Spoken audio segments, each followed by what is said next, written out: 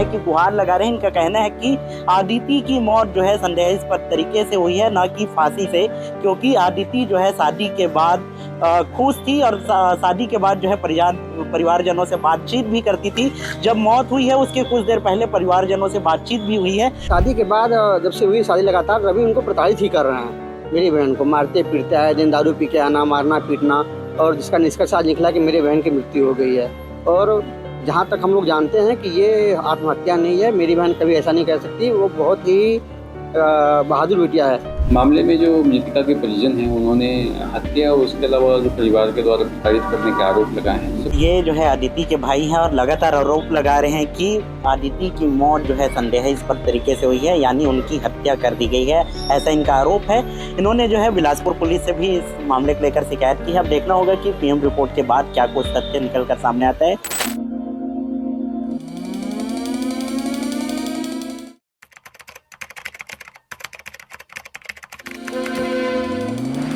उत्तर प्रदेश की रहने वाली अदिति मौर्य का विवाह 2019 में बिलासपुर के दयाल वन क्षेत्र में रहने वाले रवि मौर्य से हुआ था और शादी के बाद दोनों हंसी खुशी जीवन व्यतीत कर रहे थे।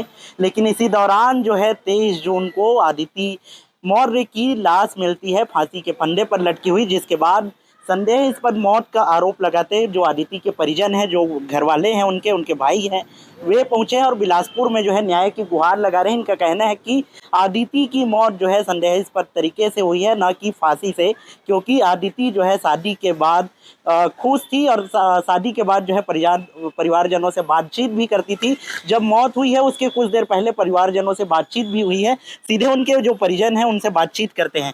क्या कुछ पूरा मामला है भैया, कैसे हुई है मौत, क्या बोल रहे हैं आप लोग? मामला ये भैया कि मेरी बहन की शादी रविकांत मौर्य से सबने बताया है 2019 में हुई है। और ये अभी 23 तारीख को उसकी रस्म तरीके से मृत्यु हो गई है। जबकि जब उनकी मृत्यु हुई है उसके मात्र 1 घंटे पहले उन्होंने अपने माता से, मम्मी से और बगल में भाभी हैं, सबसे अच्छे से बात की। सब लोग बताया स्वस्थ थी, एकदम खुश थे और फांसी का तो कोई कारण नहीं बनता था। अब जब ये बात करती थी बोलती कि मेरी एक बिटिया है 14 महीने की, मैं कभी ऐसा काम नहीं करूँगी। और शादी के बाद जब से हुई शादी लगातार रवि उनको प्रताड़ित ही कर रहे हैं। मेरी बहन को मारते पीटते आए दिन, दारू पी के आना, मारना पीटना, और जिसका निष्कर्ष आज निकला कि मेरी बहन की मृत्यु हो गई है।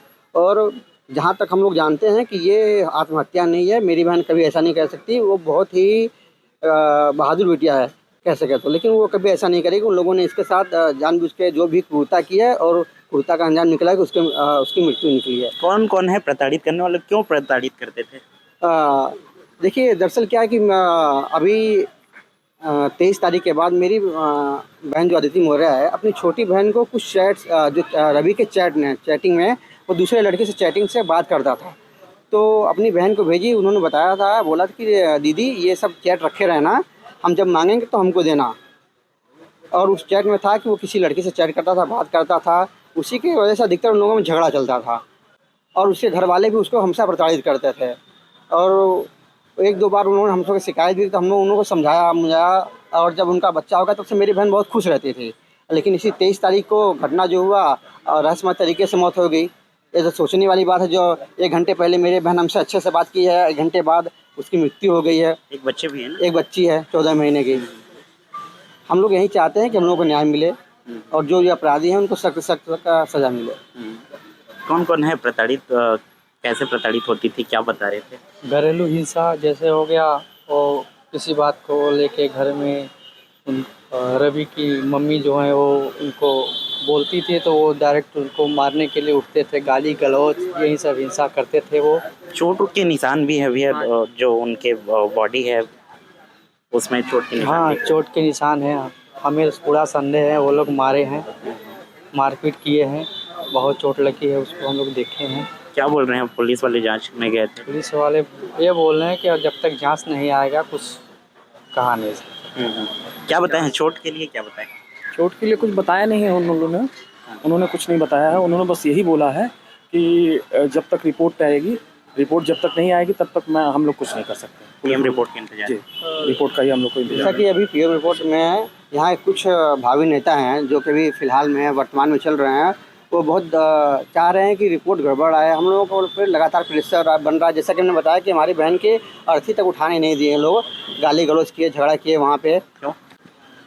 क्योंकि हमने उनके खिलाफ कंप्लेंट किया है कि मेरी बहन के आप लोगों ने मारा है, इसलिए। कैसे किए फिर अंतिम संस्कार? अंतिम संस्कार हम लोग पीछे गए, छूने गए, लेकिन फिर भी एक तरीके से हमने ज़बरदस्ती खाली उठाया, वहाँ पे मौजूद थे।